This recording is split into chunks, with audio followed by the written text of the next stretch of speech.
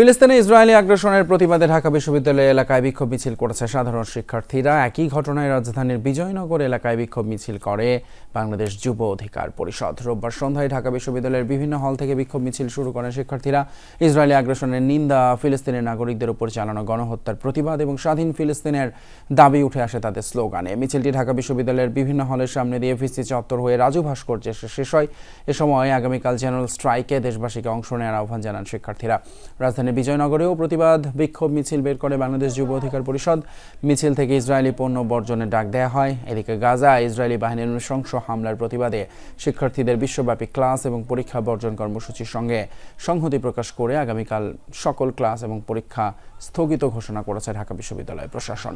এই গণহত্যার প্রতিবাদে ক্লাস পরীক্ষা বর্জনের ডাক দেয় কিছু বেসরকারি বিশ্ববিদ্যালয়। সারা বাংলাদেশের মুক্তিকামী সকল জনতাকে আহ্বান জানাই, আপনারা স্ব অবস্থান থেকে প্রতিটা পাড়া মহল্লে ফিলিস্তিনিদের পক্ষে আওয়াজ তুলুন। ফিলিস্তিনের সাথে দাঁড়াতে আপনার মুসলমান হওয়া লাগবে না, আপনার মানুষ হতে হবে। ইসরায়েলের দোসরদের, ইসরায়েলের এই গণহত্যার মদতদাতাদের পণ্য আপনারা বয়কট করুন। যত রকম আগ্রাসন আছে প্রত্যেকটা আগ্রাসনের বিরুদ্ধে পুরো বিশ্বকে একত্রে ঐক্যবদ্ধ হয়ে লড়াই করার আহ্বান জানাই। আমরা কোনো রাজনৈতিক ভেদাভেদ